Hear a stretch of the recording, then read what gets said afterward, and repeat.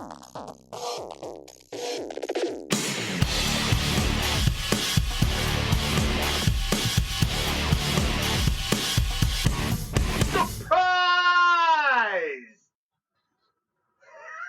I got. God. I've been kind of thinking all day, like, what do I do? I know. Well, I think you do that just to. I do. What's gonna throw him off? I gotta do something. Yeah. Like, all right. And I wait for it. Like. Well, I had this TikTok in my head, and it was surprise, motherfucker. So I'm gonna do it. You know what I'm talking about.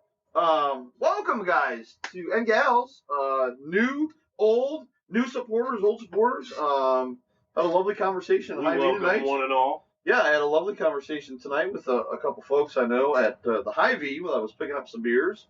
And the one was asking me, "Oh, are you picking up beer for the podcast?" I'm like, nice. Yeah. I love it. And then the cashier, who I know as well, was like, "You have a podcast?" So then I was showing her the podcast. So that was kind of cool. Like that kind of first. That's nice, though. I was really excited. Picking up beer for the podcast. Of course we are. Yeah. So, of course, I had to pick up more for you because I picked up a 6-pack of this on the way into work. But then we drank it at work. So I had to stop and get more. And then. You drank it at work? Dude, we're at a Harley shop. Yeah. My fault. My bad. Come on, man. I'm sorry. I mean, we didn't drink all day. Like, we get to the end of the day, you usually have a beer or two. I mean. That reminds me of the job, my first real job, working at a Budweiser distributor. All the guys that were old enough to drink, they would get off work and go to the breakage rack and stand outside and have some beers. Yeah. Talk about their days. I'm like, it's the greatest job ever. Right? So, tonight will be 2 new beers, both for you and for me. The beer you're drinking, I've had a few. I'm really excited for your reaction to this.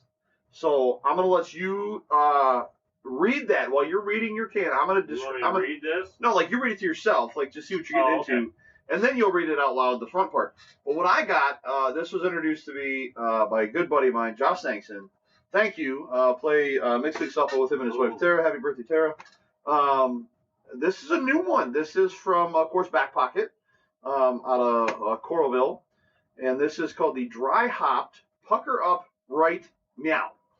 This is a tart sour ale that's powerful enough for a human and approved by a cat with a ray gun.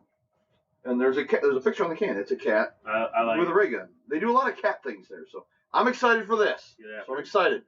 And Matthew, what do you have? I have a, don't call it a cocktail, mimosa-inspired sour. And I got to read it because it's hilarious. And I love the way they describe it. The beverage is what turns weekend breakfast into weekend brunch, crafted with the life philosophy in mind. We present it to you. This mimosa-inspired absolute joy of a beverage, gently tart with notes of tangerine. I like that. Mm-hmm. Pineapple, I like that. And white wine, properly served straight from the can. Brunch on, people. Brunch on. And it's and on the front it's tangerine, pineapple, and Riesling, which is traditionally a drier wine. Right. But it really this is Single Speed Brewing, by the way. This is up in Waterloo, Iowa. Phenomenal brewery. I love their stuff. They do some really cool stuff up there. So we're representing the Hawks and the Panthers. That's some UNI area. We got some Iowa Hawk area. We may always bleed black and gold, but I'll represent anything Iowa. Absolutely. Unless you're going against the Hawks, and I'm going to represent the Hawks. But listen, you keep talking. I'm going to try this beer. I'm going to cheers you. Let's cheers. Cheers, guys. Clinks. Welcome to 2021. My goodness. Oh, my sweet Lord. That is tasty. I'm going to let you have a sip of that. Right. I'm going to let you have a sip of mine real quick, because I almost think you might like that, too. I like the smell. It's not what I expected. It's very, I get the dry hop, but I still get the sour. It's very good. Wow. Tasty. I have good news. I have 5 more. So we're good to go. So, of course, tonight, welcome to the Double BS Podcast. Brought to you by, us. We don't have any sponsors yet. We're working on it. If you know a small business out there or a brewery that would be interested in coming along this journey of us learning how podcasting and and all of this works. It's been fun. We have a blast. I think our 11th episode posted today. Today. Of course, we're recording on Friday, late record this week, but 11 episodes. So when you hear this episode, we will officially be 3 months into this journey. Actually, a little longer because we had the one live before. Live. Well, we did the one. The second one was actually we recorded the first one of these. If you remember, we did the live, went right into our first record, and then emailed it off, like back to back. Okay. So right now we're about 3 months in. So congratulations to us. So if you know a brewery, a small business, a local business, whatever, let us know. Yeah. Reach out to them. Have them email our producer Maggie at We would love to try your product. We would love to promote your product. We love to taste anything and everything alcohol related. Yeah, like if you're a local, small batch brewer, if you brew your own beer, we'd love to have you on. Which brings me to the next point is we're kind of at the point now where I think we say it weekly is, if you have ideas, you have comments, you have thoughts. Yeah, I think we're getting to that point where, we want, we put the guests on there to, if you have a brewery, if you have a product, if you have a small business. Anything that relates to what we talk about. I mean, we talk about anything and everything. Well, yeah. I think you just, reach out and let us know. I think my hairstylist said, hey, let's come on and talk about coloring I could have hair. my barber on here, and Spence could talk about. That's a barber. I said like a hairstylist. I don't. I got long hair and I was Yeah, I don't. I'm just saying. But Spence does anything and everything, and Spence is probably the best barber I know. I mean, he has an actual barbershop. We go in there and we just sit there and chop it up, and it's beautiful. I love it, and he's one of the best dudes I know. I love Spencer to death. I don't get couldn't ask for a better guy to be friends with, to have as my barber. He cuts my hair, my son's hair. It's beautiful. Yeah. I mean, we could have anybody and everybody on here at some point. So it doesn't really matter what you have. I mean, we love to promote things. We love to talk about everything. So if you have something you want to promote, if you have something you want to discuss, let us know. Yeah, let us know ahead of time. We can get you on. Yeah, we love to make it work. We love anybody and everybody's perspective. Yeah. On the stuff we talk about. So, of course, we really focus on kind of different beers and kind of, we tend to focus a little more on kind of the man topics, the bro topics, if you will. I think we've got to the point. If you are a woman and you want to come on here, we do love women's perspective. That's what I think one of the biggest things about this podcast is we love to learn about anything. Like, I don't know, and like I said, most of the stuff is just our opinions, but we want to have anything and everything. So any perspective you have, the more knowledge we can gain, why not? Absolutely. Let's do it. Yeah. And make sure you're telling your friends, sharing our stuff. We definitely appreciate that support. I mean, that's huge for us. Yes, I was going to talk to you about that later. But, oh my God. Yes, I do. And yes, it is. Conor McGregor. Udaman, he fights January 24th. I'm excited. I'm super excited. I'm excited. So he's one of my favorites. Yes, he's a bit of an ass, but no, that's what makes it. But that's why, I love it. Absolutely. So anyway, just love to see him fight. Yeah. So. You go back to Chuck Liddell, Tito Ortiz, and Anderson Silva, and my favorite fighters, a lot of the guys that build up the fights. And the last fight he fought, I love Cowboy, Donald Cerrone. I love that man to death. He is one of the all-time greats, one of the just pure MMA guys. Oh, yeah. He'll do whatever you ask of him, and he'll get in there and he'll fight no matter what he is. He's a true man. And I love to watch him. Love it. So, now that we've digressed already, before we've even gotten to our topic, take off ramps. That's kind of what we do. So, we're going to attempt. So, this will be truly our first kind of go at a 2-part episode. Like a legit, we know we're going to go into, we had the holiday one. Yeah, well, but that wasn't really, we didn't really plan it that way. It just kind of ended up that way. We could talk. Yeah, so we're playing. This is a 2-part. Yeah, that's good. It's actually the first of 2 because we're going to do a 2-part this week and then next week, and then we're going to record again here in a couple days and do another 2-part. So the next 4 episodes you're going to hear will be recorded in kind of 2 sittings, but broken up. So let us know when we do. So tonight we want to talk about. I guess when you're listening to it this morning, we want to talk about fatherhood. I know a lot of the stuff we talk about is family oriented.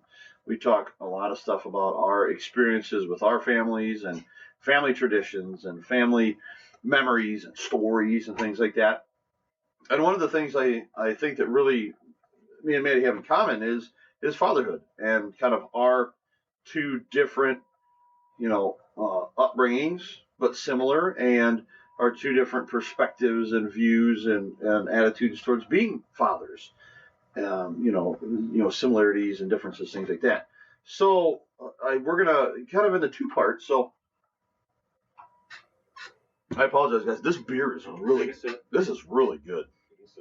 So we're gonna kind of start the first part. We're gonna talk about kind of our fathers and our experiences growing up with our fathers, and kind of some stuff we can relate to. And as we wind down, we'll slowly transition that into us becoming fathers, and then next week we'll hit you with our experiences, like our experience as fathers and how we've applied that. Yeah, kind of how it transitioned from our fathers transitioning to us being fathers, and how we are alike, how we're different. Yeah, like our fathers to us, and then us because of our fathers. Kind of a 2-part exploration of fatherhood of the Shmoo and Matty. So, of course, me and Matty, a couple years apart. I was born in 1980.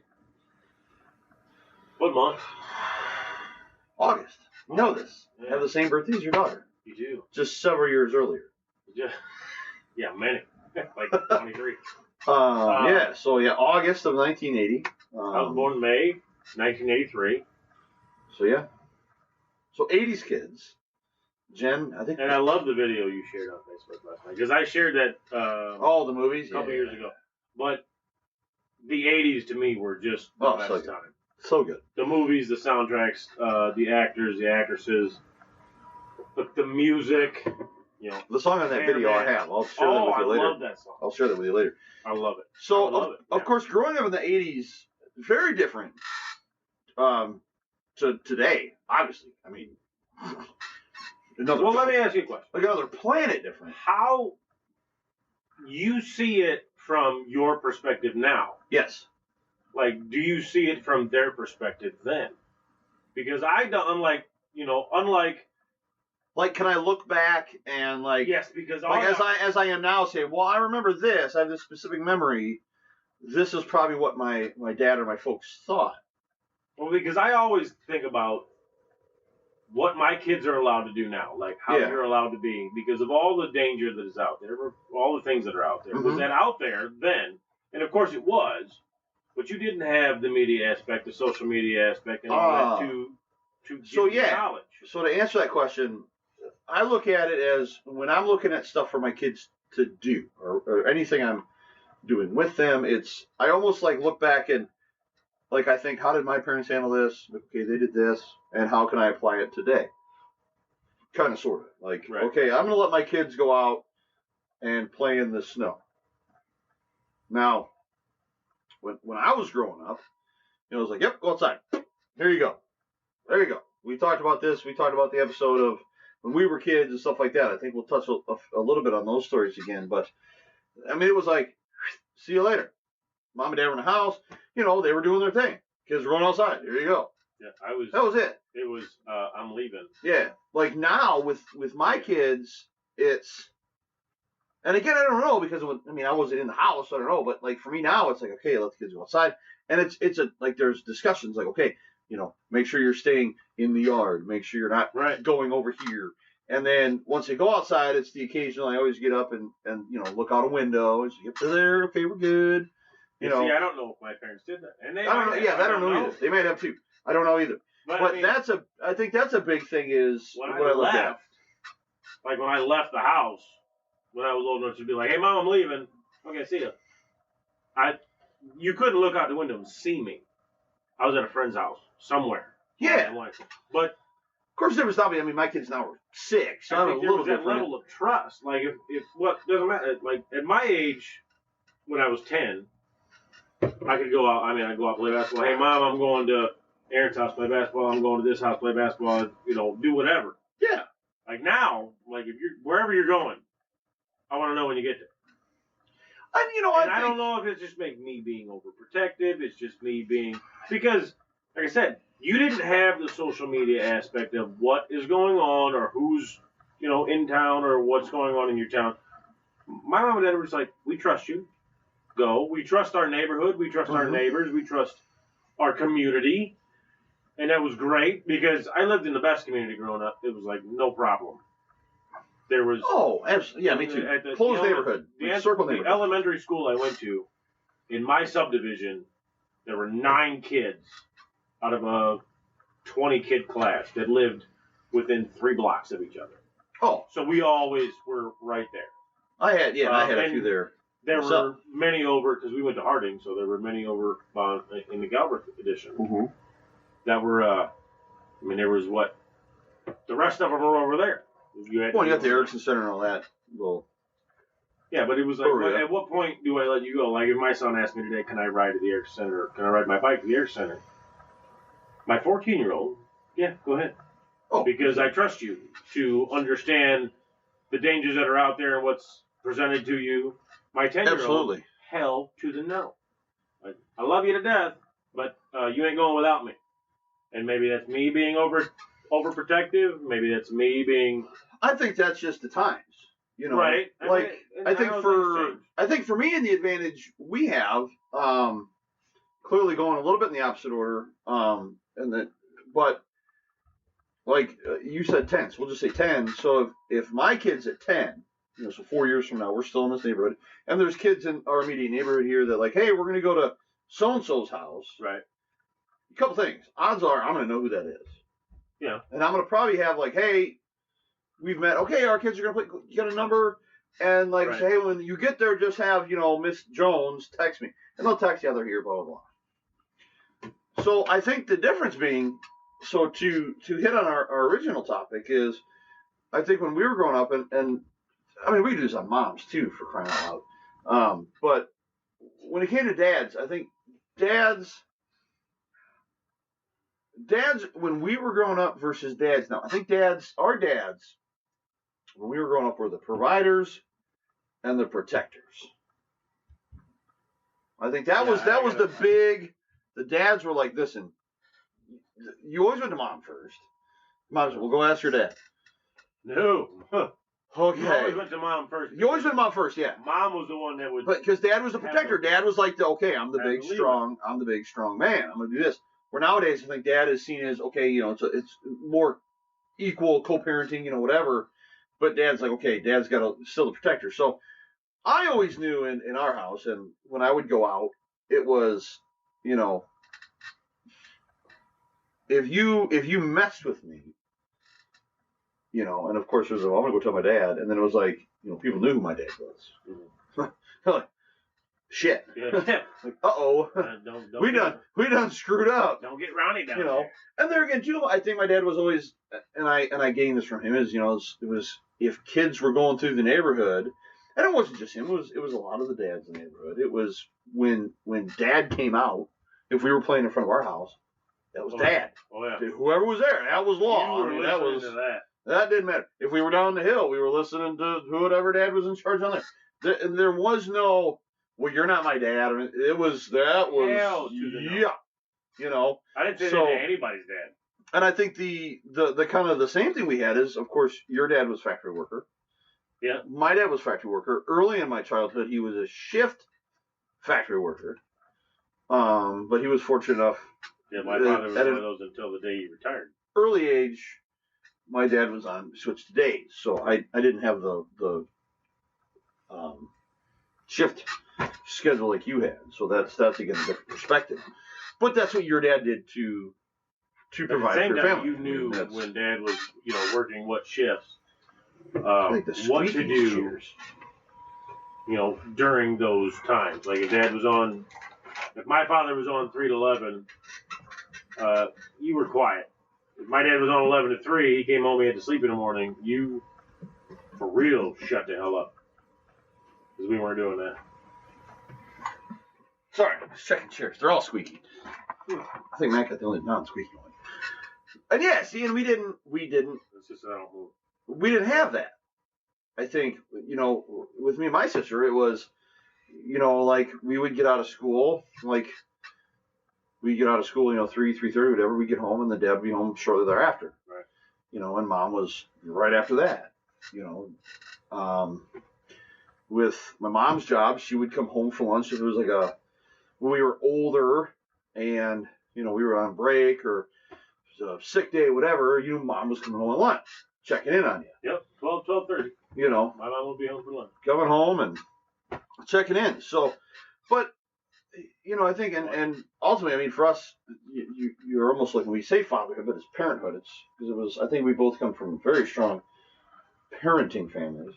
Right. But I will say this: I always remember, like with my dad, one of my biggest memories, I guess, was my dad was always, and as I'm getting older, this has started to fade away a little bit as my dad gets older, approaching 70.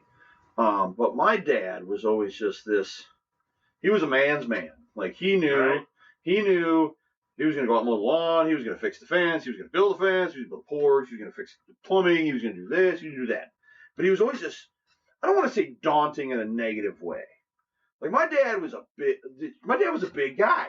Like he just, well, yeah, but he was just, Ronnie's larger than life. Yeah, I mean, he was a collegiate football player, collegiate baseball player, won Division III national championships with like 2 baseball, 1 football. Nice. So my dad was just a fit, right, strong man. And then even into his 40s, he was going to like the YM and throwing iron with, Steve Deesh and all these local, just throwing iron with these young bucks. And, I was lifting, of course, for high school athletics and stuff like that. Don't let him but here my thing is as he gets older, he's closing in on 70. His age has started to show. He's looking 60. But it's starting to show, so it's like, and now, of course, in my age at 40, I'm just starting to wind down, like, yeah, that's what I'm saying. I don't give a shit. So like where I'm at is like I'm starting, like I'm filling out. Of course, part of it's Corona, but like with the stuff I do and stuff, I'm. It's not Corona, it's beer. Well, yeah, Corona. I'm stuck at home. I got to drink beer. Just shut. But I'm, it's like now I look at it, and a lot of like my dad's friends, like Rick Casera that used to work for KRS, he was home. This would have been last year, the year before for Command Days, and we were down 2 years ago. We're down there, and Rick Casera, who again was always larger than life, so my father, and it was like, he comes back, now I'm getting reactions from my dad's friends like, "Oh, when did Pete get so big?" Yeah. So now it's almost like it's kind of that changing of the guard to where now it's like, okay, I'm starting to look at it like where my dad is still my dad. He's a big fella, and I'm pretty sure my dad punched me in my face right now, I'd be asleep on the floor. But by all means, he's still the Ron Holmes, but he's starting to get to that age where like I'm starting to look at it like, okay, my dad is always taking care of me. He's all looked out for me. I now need to start looking at it. Okay, well, maybe I need to start paying attention a little more to things and. Some little signs and stuff to maybe show some aging things, So I do the same thing to my father. Because he's not going to be around forever. I wish my father, and I don't want to talk about that. You're going to make me emotional. My father, to me, is my hero.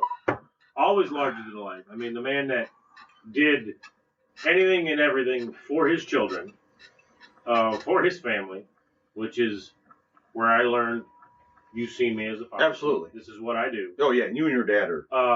I am my father's son. Yes. Make me emotional.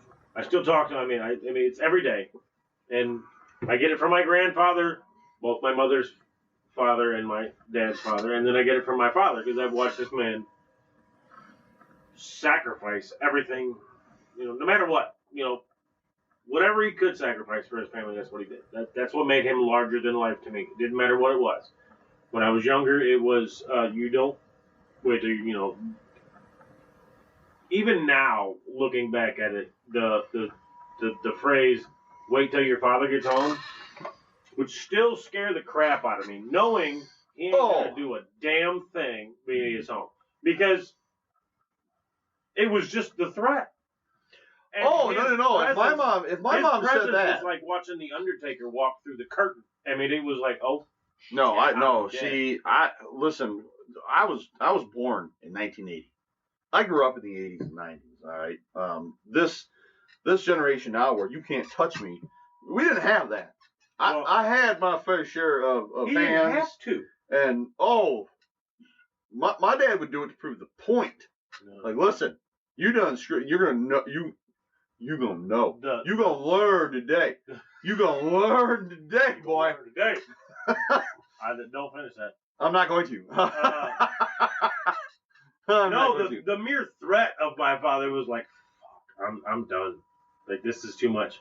Yes. But that's where I get, like, I've never, as a father, I've never hit my children. I've never had to hit my children. They know and it was hilarious because what I always say, especially to my ex-wife, to anybody else, where's the bass in your voice? Because the bass in my father's voice is what made me scared of him. So it's okay. So didn't have to. All I had to understand was that I understand where he's coming from normally. Mm-hmm. When the bass hits, this bro's serious. Like, okay, you done messed up, Aaron, and bring it back. Like, we got, whatever you're doing, you got to stop. It's done. Yeah, you're done. And so that's funny that you say that, because so that's a very direct, like, your dad was like that when you were growing up, and you're like, I mean, we got spankings. I had my fair share of spankings. I got mine from my mom. And I've given my kids some spankings. You know, it's just... Well, the story, and I don't like to tell the story because... And when I say spankings, I'm not like beating my children. No, I get that. They get like that one, like, whoop, to the butt, like, I wanted to make it a point because I never got that. I don't do it as much. I got smacked in the face when I was like 13 by my mom. I mean, she broke a wooden spoon over my head, but that was because I opened my mouth. Like, no big deal, just I at the dinner table when she literally told me not to. I opened my mouth, and she was behind me, and she smacked me with that wooden spoon and it snapped over my head. I never got a spanking. And wooden spoons back then were I always got legit. I mean, you were just. I mean, it was just that. I don't ever want my kids to be scared of me. And I think I've expressed that. I don't want my kids to be scared of me. I want them to understand the level of respect. So you have to have that level of fear to not walk all over me. So you have to understand where I'm coming from. You are never going to walk all over me. I don't want to ever get to that level. So don't ever make me get to that level. Yes. It's the level of fear, like, you don't want me to get there. And my parents instilled that in me, and I never, ever wanted them to get there. I will tell you that I spanked my oldest boy, who by now is 14, almost 15. I almost spanked him the other week. Once. And he was in diapers. And what made it for me, and I can tell you what relates this to me, when he had a diaper on, and I didn't even hit him that hard, but he was not even 2, I think 1 maybe. He shook so hard, like, what did you just do? Yeah. Scared the crap out of me. And I'll tell you a story that riding in the car with my father at one point in time, he reached down and something happened, something pissed him off. I remember I don't think he meant to hit me, but he hit me in the leg. Yeah. Like full force. Eesh. And it hurt. You're not a small guy either. No. I mean, short, but he got to the point where, I mean, this man, he threw, he apologized to me for that for probably a week.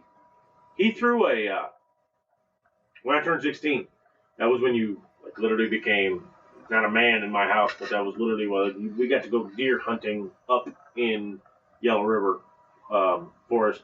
When you turned 16, that's when you got to go up there with him. Oh, okay. I mean, my grandfather, my Uncle Jeff, my cousin Justin, Jim and Jason Tyne, my brother. That's when you got to go up with all the guys. That was the big deal. That was the rite of passage we got. Gotcha. And every year, and when you turned 16, you got that buck knife. that deer hunting knife that you always get, and I still have it to this day. The one that put a slice in my leg, because of course they sell it in the package open. I'm sitting down on my bed, I'm playing video games. He throws it on the bed. Of course, it hits the bed. The knife, as sharp as it is, slides out of the end of the package about a quarter of an inch, pops me in the leg. Ooh. Shit, that hurt. I was like, hey, man, you ain't got to toss it to me open. He's like, I didn't know it was open. You ain't got to cut me. I had jeans on. You ain't got to cut me. I had jeans on with red shorts underneath. Of course, that was back in the day. That was back in the day. I wore shorts, like, mesh shorts underneath my jeans, and I had red shorts on underneath these jeans. He sees the red spot open up on my jeans, and he's like, get up, take them fuckers off right now. I want to see it. I showed him my leg. It didn't hurt. Like, I'm okay. Like, it didn't cut you. It just it popped me open. Quarter inch deep, quarter inch wide. Oh, your actual leg. Yeah. It popped me open. Oh. And I mean, it was bleeding. I took it off, and I'm like, all right, it hurt. Okay, so what? Yeah. Like, it hurt when it hit me. Yeah. Like, I'm okay with it now. He cried. Really? Yeah. Because he hurt his son. Well, yeah. And he never wanted to do that. Never ever meant to cause me any pain. You're going to get me emotional. Well, here, that's my father. You hold there. So we'll let you collect yourself. And I think there's a difference. I think you, like with your dad and you tend to keep kind of how you are, very how do you say, kind of close to the vest. Oh, yeah. Your emotions are like, we are man, we are this, and not perfect. For me, with my dad growing up, it was just from a memory standpoint. Like, I have some wonderful memories of my dad. Me and my dad get along great now. It's awesome. And not that we didn't get along back then, but my dad wasn't like, my mom was like the present parent. Right. Like, mom was there, dad was there, but right. Oh, dad was doing his thing. And when I get into next week, I mean, you're going to get a little emotional this week. When I tell you the story about, well, I'll get emotional next week. Me as a father in the first year of my kid's life, we may lose listeners because I was a piece of shit. But I just remember, like, my dad, like, I don't have as many memories with my dad as a kid, as a young kid, as I did with my mom. Mm-hmm. Not that's a bad thing. That's what my dad was. That's where I got it from. I can still see that to this day, and how I am with my wife and my children. It's very much a reflection of how what I remember of my parents growing up. Again, not that it's a bad thing. That's what I experienced. That's how I saw that. So, and I think that really shapes who we are. And hearing this story from you is really cool, because it's like, okay, this. Not that you needed an explanation, but it for me, it's like insight, like, oh, I okay, so you're telling me this is how you were. Okay, that connects dots. I can tell you 1,000%. My father shaped me into the man I am today. Shaped me into the father I am. He didn't put all that beard on there. He ain't responsible for that. You know what? He's not. And he's not a beer drinker. He won't. He'll tell you that right now. I think I inherited that from my Uncle Jeff and my Uncle Gary, who loved to drink beer. And I mean, thank you, Jeff. Yeah, thank you, Jeff. Thank you, Uncle Gary. We love you to death. Uncle Kurt, I love you. Uncle Mike, I love you too. They're not big drinkers. I don't drink really either. Of course. I'm not much. But you can tell by the way I do things. I've been told this by my ex-wife. I've been told this by my father. Or by my mother. You are your father's son. Like, I agree.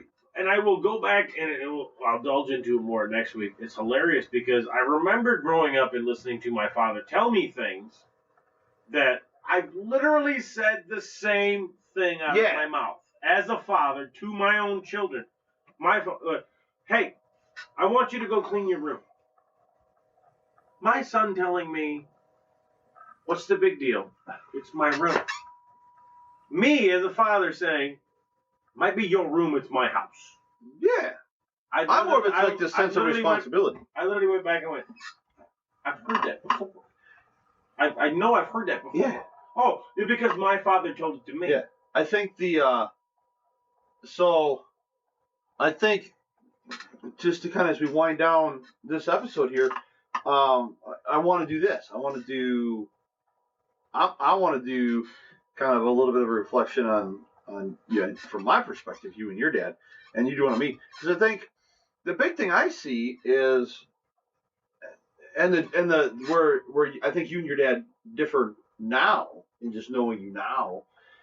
I think your dad back in the day, I mean, I think a lot of my friends knew who my dad was. Mm-hmm. Like, oh yeah, that's Pete's dad. Like, he was around. He was just, oh yeah, he's, fun, whatever. I think your dad was like, man, I'm not really here, but I see you. Well, see, that's the story that I wanted to tell you. So, hold on. So I think, where you differ a little bit is you are very much, you remind me a lot of, like, my dad. I'm front and center. Like, you're there. Like, you're going to know they're there. I'm the same way with my dad. I think I get my sense of kind of social ability. Not that, But I think that's also, again, our generation that we have to be. I don't think it goes along with, I think it goes along in two parts. It goes along with the generation that we grew up in, the generation that we live in now, and I have to be. And not that it's just me being a single father, but just me being that as a father. Yeah. Like, you want anything to do with these people behind me. Yeah, you got to come. Who are my care, who are my responsibility for life. I don't care if they're 40, 60, and I'm still alive. You're coming through me. Yeah, and I'm front and center. And my father now is that, like, he's that way now. But I think he played behind the scenes with my mom because he's like this. Patty got it. Yeah, she did. Trust me. Trust me, I know. Trust me, I know this. And I love that woman to death. She helped shape me into the man that I am. Dude, but I think give me the responsibility. But like where I'm going is if your dad were to walk in my door right now, well, first of all, like what? But I would go up to your dad, and it would be, Mr. Vath, how you doing? At 40 years old, knowing your dad as long as I've known him, I would walk up to your dad. Well, I think that speaks to you. And I would, I mean, to your dad. I get it. And I think most people would go up to your dad, Mr. Vath, how you doing? And have a firm handshake. Well, I mean, firm handshake. They would. Oh, yes. The handshake, yes. Where they might not call him Mr. Vath. They might call him Tony. Like I will still call your dad Mr. Right, Vath. and I understand it. I've always known him as that. But that speaks to you as a person. Well, a little bit. Because I don't think we have any less respect for. I don't have any less respect for your father as you do for mine. Oh, no, if I walked up to Ronnie, it'd be. I would, Yeah, it's like, but it's like more of like Ronnie. That, bro. Like, hey, how you doing? It's like Ronnie that. To me. That like that, Ronnie, buddy. Ronnie's. I mean, to me, he's that guy. Yeah, that's what I'm saying. Like your dad is like that guy. Like, what is hello, sir. What's that difference? I wish you could see the video. Like, if this were a video, I'd be like, hello, sir. Like, boom, handshake. Well, and that's what it is. And your dad is going to be doing something. I get that. He's going to be doing something, and he's like, military mentality. Yeah, he's like, stop, don't bother me. I'm doing something. Good to see you, but I'm doing this. Yeah, we'll talk in a minute. And then my dad's like, it doesn't matter what he's doing. Oh, how you doing? I love when I see him. It's great. Absolutely. Ronnie, how you doing? And I feel good that I can call him that. I feel like we're close enough that I can call him that. Because if I didn't, like if I saw Mr. Gallup right now, it's like I'm not close enough to Mr. Gallup. I have that respect for him. He was my teacher. I would still call him Mr. Gallup. Not that I still do. Respect to your father. I did. I just feel like Ronnie and I, like Ron and I have that relationship where it's like we're not father-son, but it's close enough to where it's like I still respect him to the utmost. And I think I love him to death. And I love your mother to death, of course. Yeah. But it's like if I saw Ronnie as like this, that creates kind of like the icebreaker, the tension breaker to me, because it's like this. We don't have a lot in common, Ronnie and I.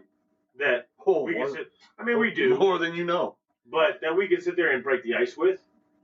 But if you do that, then it creates a little less tension to me. Yeah. So, my dad, all you got to do is grease the wheels. Yeah. And if you get him talking, I'm leaving. Yeah. Oh, yeah. So, but I think what's cool for like you and me is is, our friendship, our relationship as people.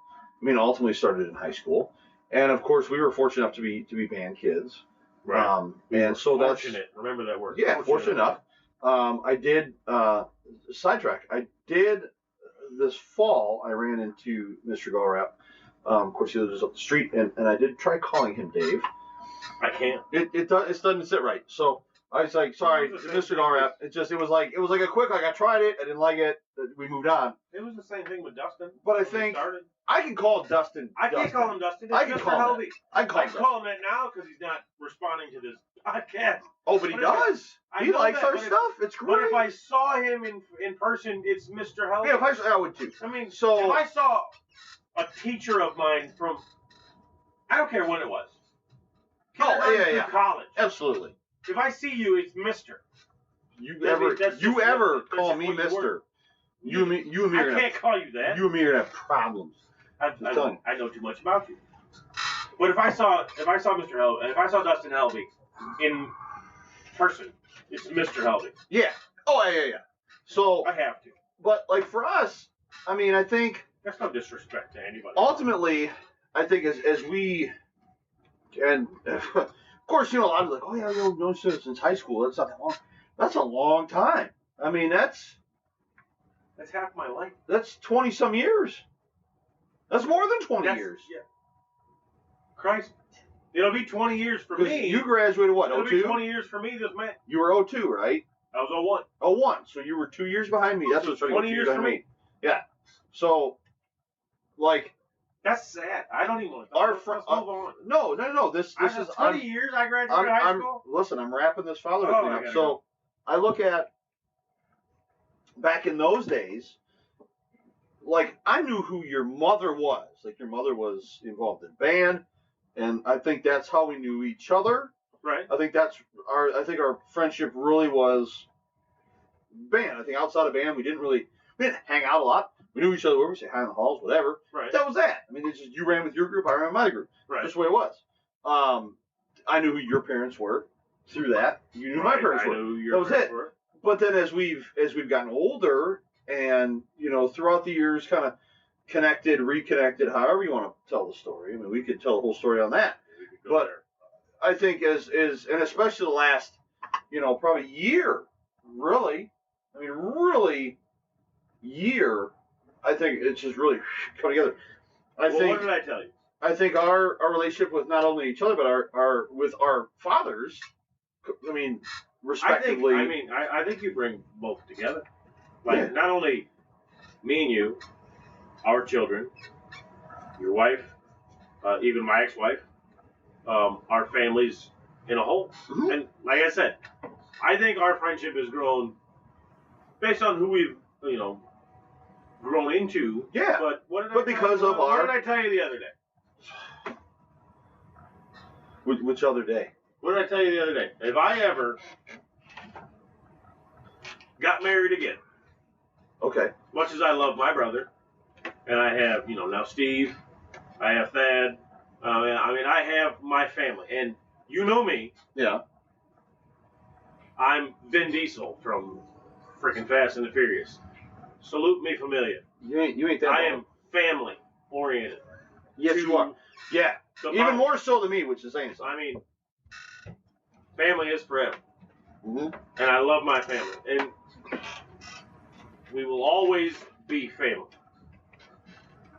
But I told you the other day, as close as we've grown, as much as we do, if I ever got married again, the dude standing next to me would be you. I'm going to cheers you on that. We're going to close this episode on that one. So, that's a good one. Okay, I've collected my thoughts for a moment. Thank you for trying to ruin that at the end. Yeah, you did. No, I didn't. So, we're going to close this episode out. And then, so you'll hear this next week. You'll hear part 2 of this. So we're going to talk a little bit more about, I think we hit a little bit about kind basically of that. How our fathers have. I think a little bit of that, and I think us as transitioned into us being fathers, and I think we kind of touched on it. But yeah, and I think it's us as fathers kind of together you and me.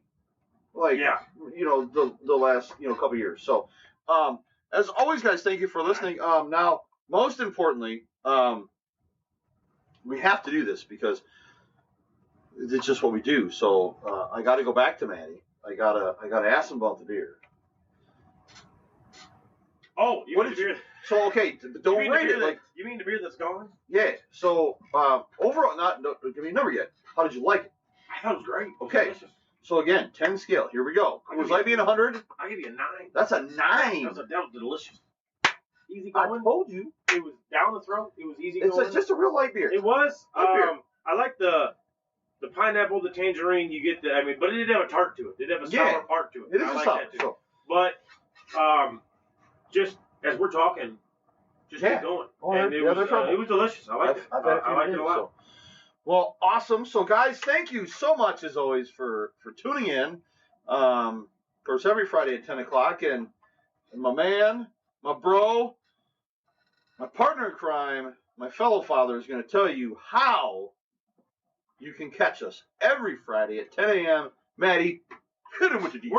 We're gonna move in a little bit different direction. Now, of course, on YouTube, Spotify, Buzzsprout, Facebook, and iTunes, of course. I always forget one. I know. I always forget one. It's usually Facebook. It drops every Friday morning, 10 a.m. Of course, you're listening. You want to subscribe. You want to hit that like button. You want to hit that subscribe button. You want to hear when the notifications drop that we're dropping a new episode. Yeah, make sure you hit that bell. But I want to focus in on the comment section. As I said, we want to move into kind of like, maybe not ultimately, maybe not the beginning, but the video format, we're going to get there. Yeah. Step one is the guests. I think we want to move into the guest format, where if you have something you want to discuss, I don't care if you have a business you want to promote, if you have a beer you want to promote, if you have a brewery you want to promote, whatever it is. If you have a topic you think we would have fun talking about, we would love to have you on here to discuss it with you. Yeah. To get because Petey and I are going to have our perspectives always. We would love to hear somebody else's perspective to kind of have that discussion. Yeah. And go that far. We usually have Miss Maggie here. We've been missing her lately. We do. She had to work, but she's usually here kind of in our ear like, hey, roll forward. But it'd be nice to have a different perspective. She likes kind of being behind the scenes, but it'd be nice to have somebody. I think it would be nice to have somebody give us a topic like, hey, I would like to come on here and discuss this. Like, okay, let's do it. Yeah. I'm pretty sure I have an opinion on it. I'm pretty sure Petey can have an opinion on it, and we'd love to hear your opinion on it. Let's go this way. Let's go Fan February. Ooh, I love that. So Fan February. Nice. I would love to see our subscribers on YouTube go up. If you have friends, if you see us on the Facebook page and you see our posts on the Facebook page, make sure you're clicking and listening to the podcast on the YouTube and the iTunes and Spotify, because we see those and we want to see we see a lot of interaction on the Facebook page, but then when we post our episodes on YouTube, we don't see as much. So we'd love to see it. So Fan February. We're going to double record here for the next 4 weeks. Will be kind of preloaded episodes. We're going to record here over the next couple days. We'll get through January. So we would love to have, I think, and without looking at the calendar, we'll probably have 3 episodes in February. The first week of February we'll probably hit the last episode of our other topic we're going to talk about. Those 3 episodes I'd love to be fan fed. I'd love to have a fan on the show, on the podcast. Talking about a beer, bringing a beer, and choosing a topic. We'll talk about whatever you want. You lead us in. We'll make you kind of the star of the show, and me and Matty will just do our thing to talk with you. So, guys, as always, thank you so much for the support and the love. We appreciate it very much. And February was a nice touch. Fan February. So, I like that. Guys, we're gonna call it, and we'll see you guys, we'll talk to you guys next week. As always, Fridays, 10 a.m. Get that clicker working.